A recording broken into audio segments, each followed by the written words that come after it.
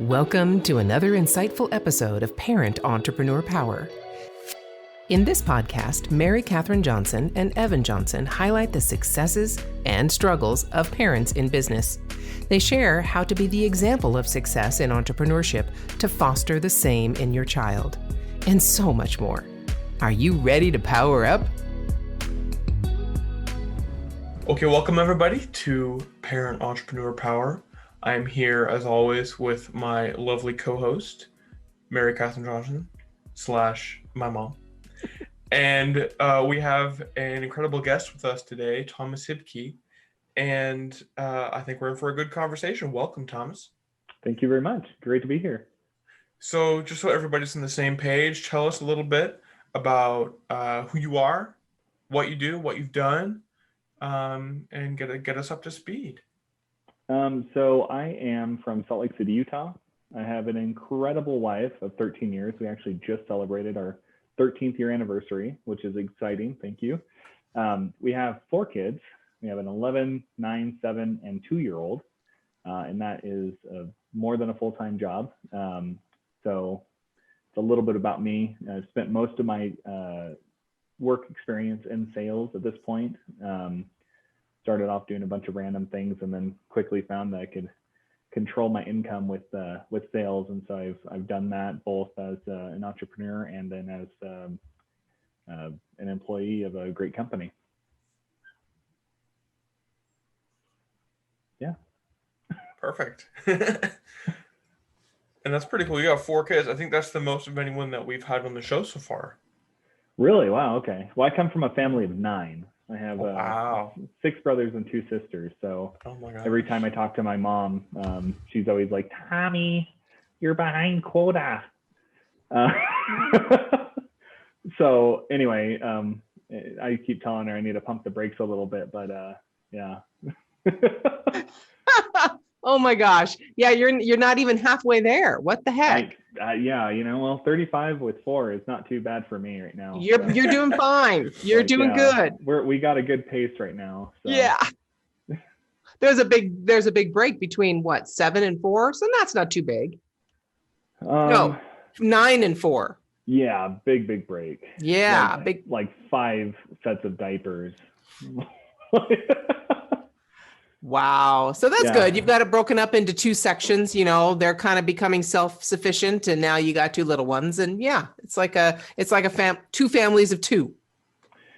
Well, I mean, 11, 9, 7, and 2. So really the 3 oldest ones are kind of grouped. And then we have a younger one. That's where I got it wrong. Yeah. There's a little bit of a break just because, at one point we had two of them in diapers and that was just maddening, nearly drove us to bankruptcy, not literally, but and so now the oldest, she's great, she's like a little mini mama, entertain the baby, feed the baby, change the baby, which is just such a helpful thing. As they get older they can start to take care of themselves, they can feed themselves, and then when we can kind of also have her learn some of those life lessons, because I mean it's incredible how older kids really like they kind of find themselves in a state of higher responsibility, and so when they grow up and they become an adult, they're a very functioning individual, I found. At least older kids anyway. But so it's a good life experience for her at 11 years old. Yep, definitely. I got it wrong. I put the 7-year-old into the 4-year-old category for some reason. So, all right. So let's, in terms of being an entrepreneur, you've navigated this journey since I knew you. And I think I met you probably 4 years ago. Yeah, 4 years ago. Yeah. So, navigating this entrepreneurial journey, how have you been able to kind of use that, or do you think it's important to use that to show your kids the option of entrepreneurship? Yeah, definitely. It's almost vital at this point that kids learn about entrepreneurship, because one thing they don't necessarily teach in school is how to go find money, how to create something that's actually desired by people who will exchange that product or service for money. And when you're out in the world, that's really what you're doing, whether it be as an entrepreneur or as an employee. When you're as an employee, if you don't produce what you're needing, that the company needs, you're soon going to no longer have a job. So when you're an entrepreneur, it's even more important because, you wear all the hats and all of the responsibility falls on you. So unless you're able to exchange your product or your service, your expertise for money, then you're not going to be doing it much longer. And so instilling that in a kid, in your child or in your children is really vital so that they're able to hit the ground running as they become, 18, 19, 20, or whenever they move out of the house.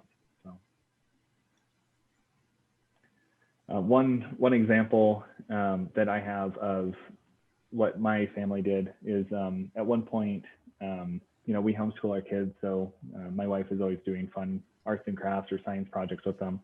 At one point we made beeswax wraps. It's a piece of cloth sealed with beeswax, and it's used to keep your food fresh, very eco-friendly, reusable, use it like you would saran wrap.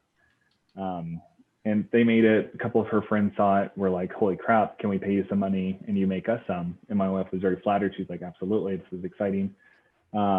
I one day had this, it's either genius or idiotic idea of taking it door to door. I'm like, what if we just, knocked on a couple of doors and said, hey, would you be interested in this?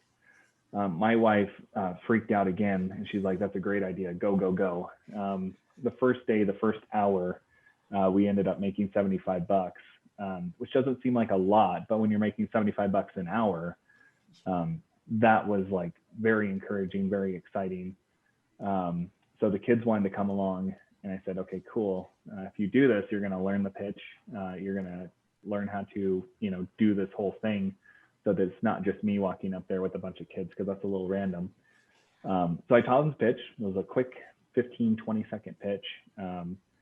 And they were just monsters. So it started with my kids, and that was really exciting because, we ended up paying them. It was like almost like a sales commission. So now all of a sudden they're buying pizzas, they're buying stuffies, they're buying, I think my daughter bought a guitar, my 9-year-old. So, all of a sudden they have this money and then they can do stuff. And they're like, hey, Dad, can we go out for pizza? I'm like, you got money? They're like, absolutely. I'm like, sweet, you're buying. I'll fly you by. So that's a good lesson to learn. And so after that, some of their friends started to catch wind of it with, their parents and then them as well. And they started to come on board. And it was really exciting for them because, some of them are taking horseback lessons, some of them are taking dance classes. And now all of a sudden, that financial stress on the parent of my friends' kids are lessening because they're able to find a way to make money and do the things that they want. And so we're going through Salt Lake City and we're demolishing neighborhoods. I mean, just like you'd imagine like 9 kids, it's like herding cats, quite frankly. They're just knocking on doors and they're just demolishing neighborhoods. And that was fantastic because all of them really had this sense of like, I want this thing and I know how to get it. And that's the most important thing. It's like knowing what you want is very extremely important. But how do you get that thing? Once they did that, it's almost like turning a key. It's unlocked, and then all of a sudden, it's like, wow, let's go get it. And not only that, I mean, what you're basically saying is you have a product that environmental impact is just extraordinary. And then you're also helping the kids understand how they can not just have that impact with this product, but then also they can impact their own lives to be able to take care of themselves whenever they need to. And they tap that skill whenever they need it. Now they have a skill. Now, the only thing you have to do is instead of just giving them the script, showing them why you developed that script so that they can now go out and any product that they believe in, they can develop their own script to be able to go sell it. Right? Absolutely. Yeah. And I think one of the most important things is just teaching them, there's other ways to get money than going and applying for a place, hoping you get the job and then working at that job. For us, it wasn't something that we just, it's not like we had this big grand plan. It just kind of naturally evolved. And it was great because it really showed them it's like, cool, you can quite literally take nothing and make something and actually make a an okay living from it for a period of time. That one's fairly seasonal, the way we structured it. But the idea that you can just take this random, like, fun little thing that you found online and then get money for it, is very, very nice, versus just like your only option is to go to school, go to college, get your degree, and then land this job. That's absolutely not the only way to make money in life. So. Wow. Very true. That's really cool. Or are you like, if they, well, when they grow up to the point of college, and if they decide they don't want to go to college and they want to focus on something entrepreneurial, like what they've done, would you be like, no, you have to go to college, or would you support that? It depends on what they're wanting to do. I mean, I obviously wouldn't like withhold them from going to college. College nowadays is dramatically different than what it was in the 50s, 60s, 70s. You know, back then, a family could set aside $5,000 or $10,000 a year and fund the kid going to school. Now it's almost like a whole annual salary. It's like, you know, 40, 50, you know, $70,000. And when you look at the statistics, about 40% of those students actually go into college, end up not completing the major that they actually are paying for. And then, you know, I can't remember how many students actually drop out of college. It's quite fascinating. Take that and then couple it with this new economy that we have, where, you know, you have things like YouTube, you have things like Skillshare or LinkedIn Learning, or all this online education like Khan Academy. You have so much information that's at your fingertips that it doesn't matter what you want to do, you can find your way to do it. For me, I actually dropped out of school in the 6th grade. I said, this is stupid, I'm not learning, I'm done. I did go back a little bit after that just because I was bored and wanted to go back, but I didn't actually complete any other grades. I'd like cool, 8th grade, I want to hang out with my friends. So I went back for a month or two or something, and then just, you know, said that this is silly. And then what I did after that is, like, I had friends who played online games. They're massive multiplayer online role-playing games called MMORPGs for short. And I saw this and I'm like, holy crap, there's a whole world over here, and I want to play it, and I want to learn how to, you know, do this stuff. But I really didn't know how to read too well. I didn't really know how to type too well. I didn't really know how to spell too well. But I was really interested in these games. So when I played these games, I actually taught myself to read, write, and spell playing video games because I had so much interest in it. Now I can, you know, type 50, 60, 70 words a minute, depending on what I'm typing. I can type without looking. I've read hundreds of books. I've taught myself at this job, Adobe Illustrator and Adobe Photoshop. Pluralsight has this assessment test, and I actually scored in the 83rd percentile for Adobe Illustrator, which is pretty incredible considering I, you know, never went to college. I have no formal education, and it's just me playing around long enough to figure a bunch of things out. And so, you know, even earlier in my life, I was a maintenance manager at a hotel. Zero maintenance experience there, like zero. So I could figure things out. And I taught myself to patch carpet, you know, wallpaper, you know, stain doors, like fix things, you know, HVAC, plumbing, like it all kind of fell on me. And because I had that determination and that willingness to just kind of jump in and learn, I did pretty well at it. It's funny because at that point, that's when I found the wonderful world of sales and started to make a lot more money. But, you know, college is not, and just in my personal experience, it's not what it used to be. And even if it is the same, the options out there are just so much more at your fingertips. It's actually quite incredible what you can accomplish. It's not your only option. Like entrepreneurship is an option and not just a 9-to-5. You have so much more information. So you don't have any like education after I don't 6th have grade? a GED. I don't have Wow. a college degree. It's all in here in my head, and just a tenacity for getting things done. That is very impressive. Yeah. I'm very impressed. I love that. I wish that honestly, I could probably have talked to her about this before as well, but like I could probably forget everything I learned in school from about sixth grade on and be just as fine as I am right now. Yeah. Honestly. I'm not going to knock, public education and other things, because obviously I feel like there's a time and place for that. Oh, yeah. But, just like this conversation we're having, there's so much information. I mean, Wikipedia alone is just like, you can learn so much from that. So much free information, so much paid information. Yeah, it's incredible. Wow. Well, and especially so, like what you were talking about, I see how you're structuring your life now. Whereas, yes, I agree. I agree with Evan completely. It's so impressive, the tenacity and the ability for you to just teach yourself what you need to know. And with that, I'm sure you're not going to say that it was just easy and it was no big deal. Right? Absolutely not. Yeah. So in that sense, it's not like you want your kids to have to do that.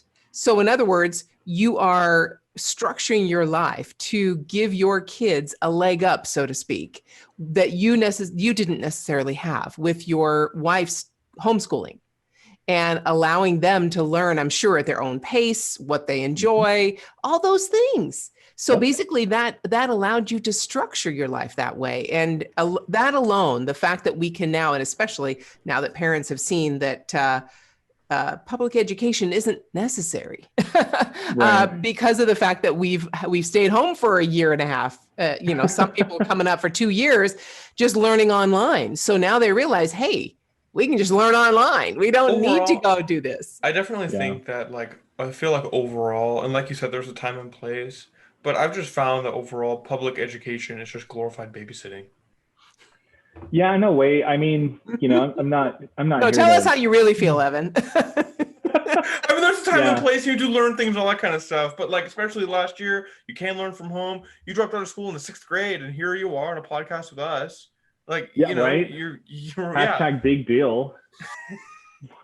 Hashtag epic dude here. No, it's interesting. I don't necessarily like to publicly bash or mock or ridicule or really do any of that. All I can say is it's vital who is teaching your kids and what they're teaching your kids.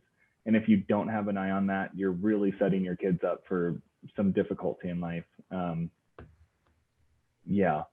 It's like, you wouldn't necessarily just, leave yourselves in the hands of, some random person and just hope they do what's best for you. You kind of take it upon yourself to create the life experiences that you need and want in your life.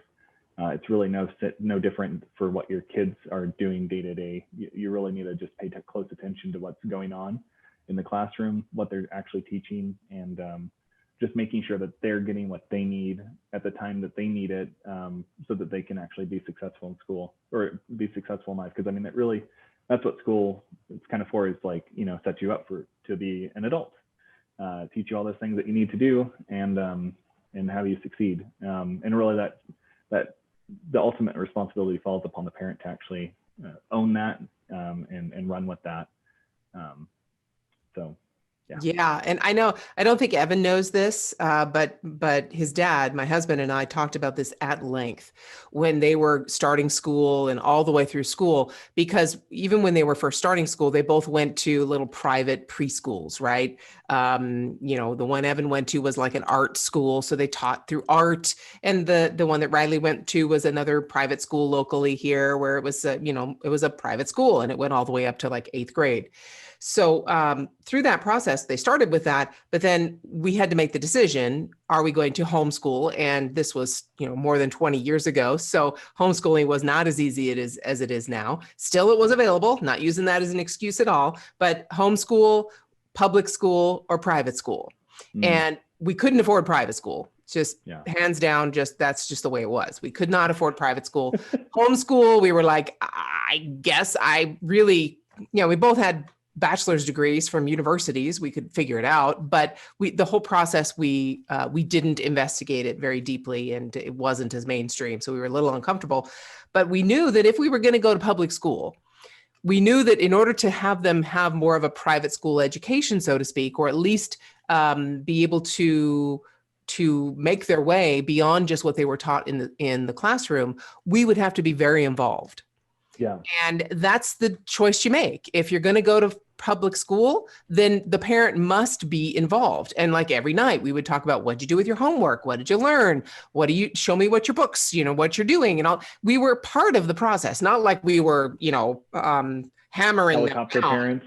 Yeah. We're not like, you must do this, Right. It was really trying to involve be part of the conversation, but we knew we would have to do that. If we went to public school, not necessarily that you want to just leave it alone and sit back and relax, obviously, but we wouldn't have to be as involved. So that's the choice you make. And then of course, homeschool, you're it, man. Not just it, because there are many other options. Teacher, the principal. My younger son, his last couple of years of high school, we actually did homeschool. And I went through the whole process, creating a school, registering it with the state, naming it. I mean, I was the principal, I was the teacher, it was the whole thing. And yeah. Cook, lunch monitor, I don't care. What do you want to call it? Yeah. Oh man, that's fantastic though. Yeah, but that's what you have to do. You have to be involved. I agree 100%. So with that, I'm sure when they come time to decide, do I want to go to college? Do I want to become an entrepreneur? Do I want to just go straight into a job? Do I want to travel the world? Whatever they want to do, you're going to know their personalities and be able to, help them be the best they can be. Yeah. And I mean, honestly, you don't need to wait until they're 17 or 18 and ready to move out to do much of that.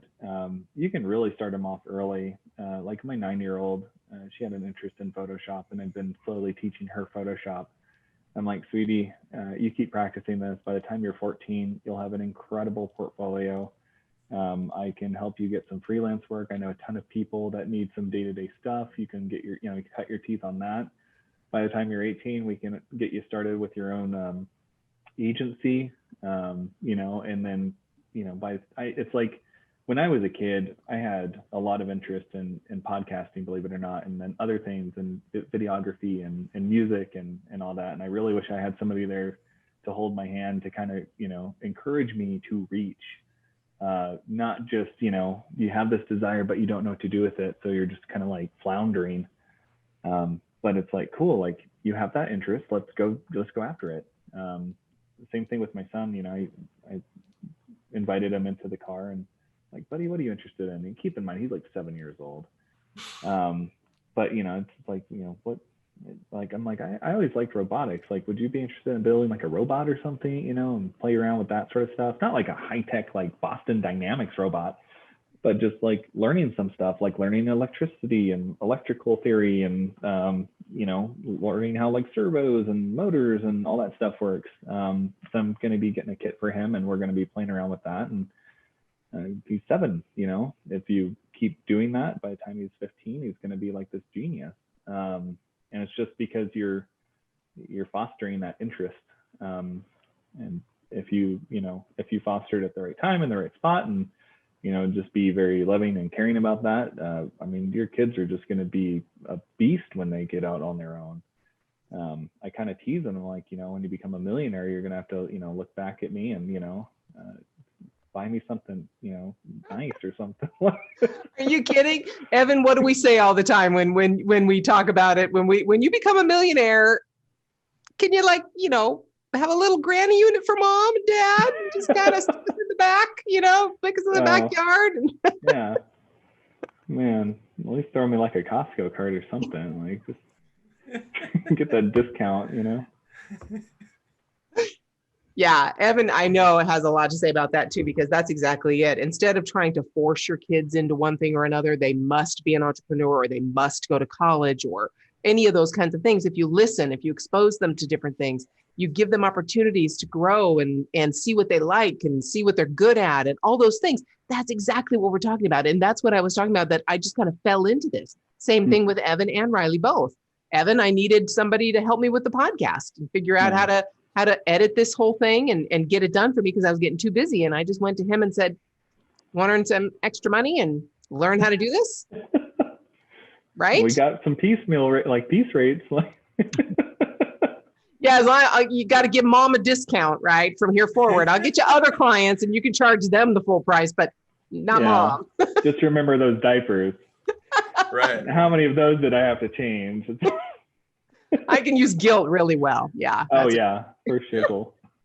That's awesome. Yeah. It's that's the way to do it. I mean, and just like you, I mean, whether you're an actual full-time entrepreneur or not and making millions of dollars or whatever, it does not matter. You can still do all of these things, whether or not you actually have a quote successful business. This is just, to me, it's kind of just parenting 101, right? Get to know your kid.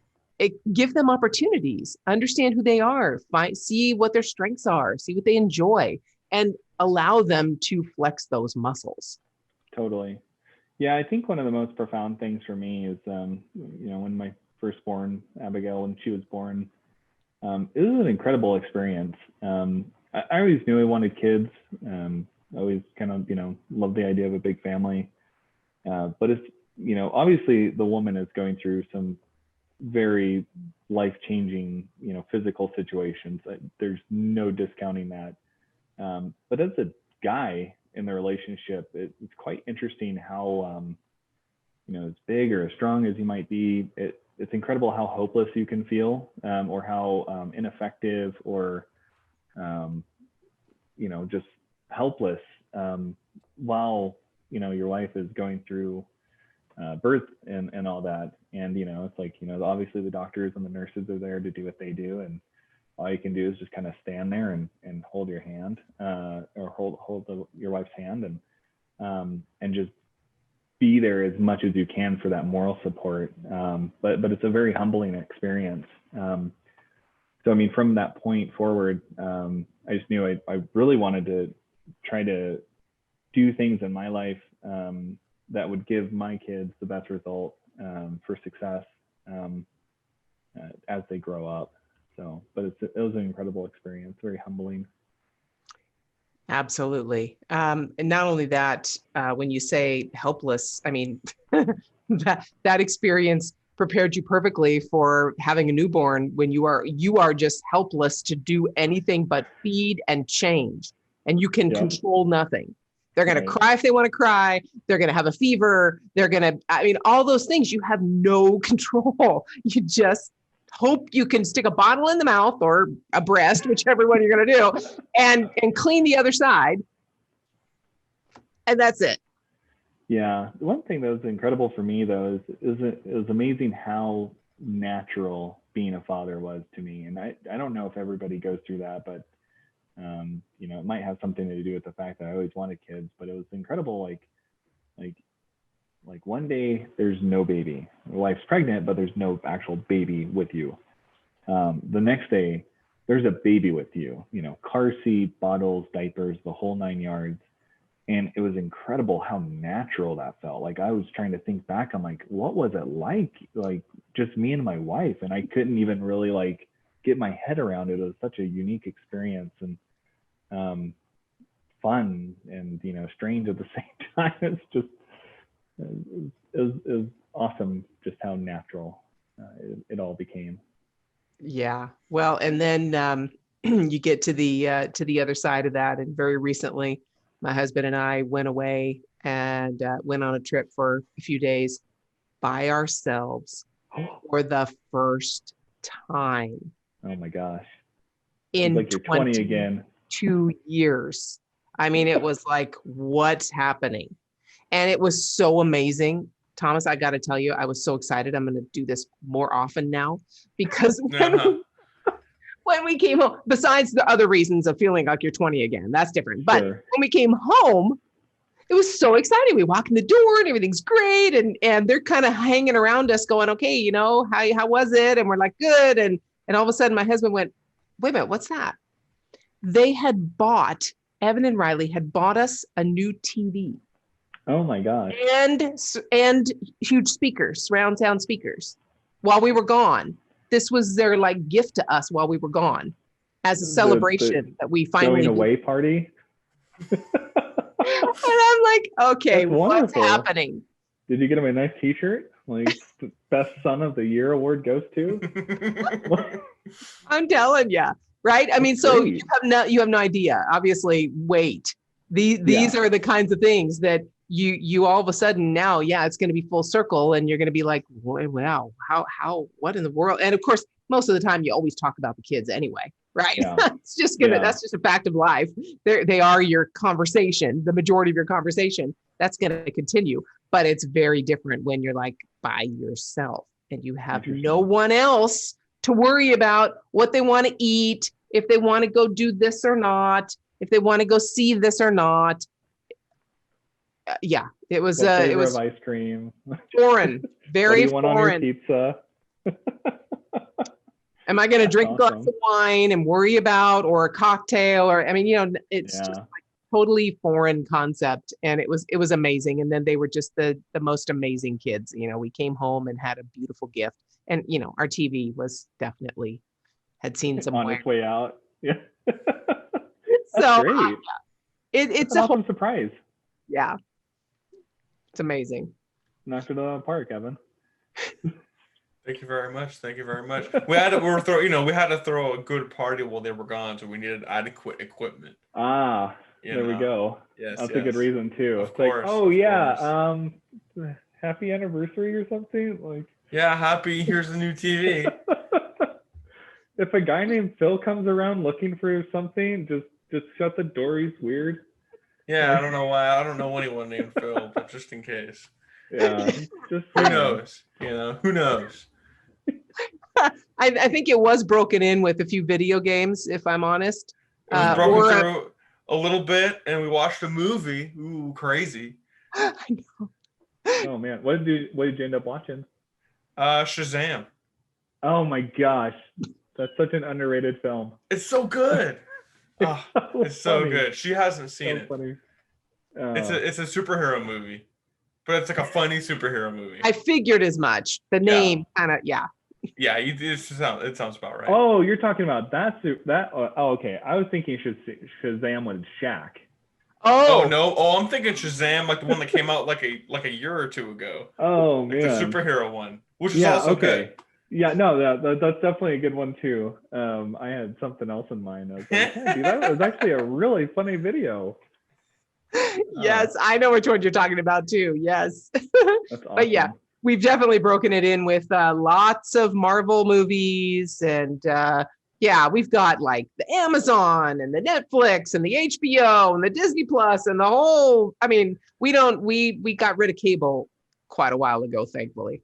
Because you wouldn't have to pay for cable twice with $13.99 for Netflix and $7.99 for Disney Plus. It's just like okay, like just knock them all out. Yeah, and it's ridiculous. Yeah, we never watched anything. I mean, we watched maybe 2 channels when we were on cable anyway. So now we sit down and the options are seemingly endless. Ridiculous, yeah. Oh my gosh. But yeah. As we begin to wind down the podcast, we like to end with a big question. Here we go. So let's say you die tomorrow, right? Mm-hmm. What kind of entrepreneurial legacy would you be leaving your kids for them to use as an inspiration as they grow into potential entrepreneurs themselves? I think just a legacy of the understanding and the confront, the ability to, take a look at what it takes to get something done. Oftentimes in life, I remember this time when I was a maintenance manager, and there was a pipe that just was leaking, and one of my guys, he's like, I can't get it to stop leaking, and I'm like, yeah, whatever, like just get it to stop leaking. And then, I realized, like, as the maintenance manager, it fell on me, like I needed to be responsible for this. And so took me a little bit of time, but I eventually got to stop leaking. That lesson, just of a leaky pipe, was pretty impactful. And so, the legacy that I think that my kids have of me now, like that thought of me now, is just the tenacity, the willingness to just get something done, despite the obstacles, despite the barriers, and getting that done, so that you can get what you want in life. That's amazing. Yes. Yes. Just because it's hard doesn't mean it's impossible. Exactly. Just keep doing it. The game. Just keep playing it. Learn the rules and go conquer. Heck yeah. Never stop learning as well. Oh yeah. Never. Thomas, thank you so much. It is so good to see you again. I mean, we've been on each other's paths over the years. Definitely kept in touch at least once a year, typically. And I'm so thankful that you're here. Thank you so much for joining us. And for those people who are listening and are interested in you and what you do, where can they find out more about you, if there's a place? Yeah, I mean, LinkedIn is probably the best place. I'm also on Facebook, but I need to update a lot of information there. I think my background logo is just sorely out of date. But LinkedIn is probably the best place to find me. Perfect. Well, thank you so much, Thomas, for coming on the show. Thank you. Thank you for listening to this episode of Parent Entrepreneur Power. Hopefully you came away with valuable tools you can use in your business, life, and relationship with your kids. If you want to hear more about our mission, or if you want more insights into cultivating your parent entrepreneur power, join our movement to make entrepreneurship more accessible to parents and their kids at parententrepreneurpower.com.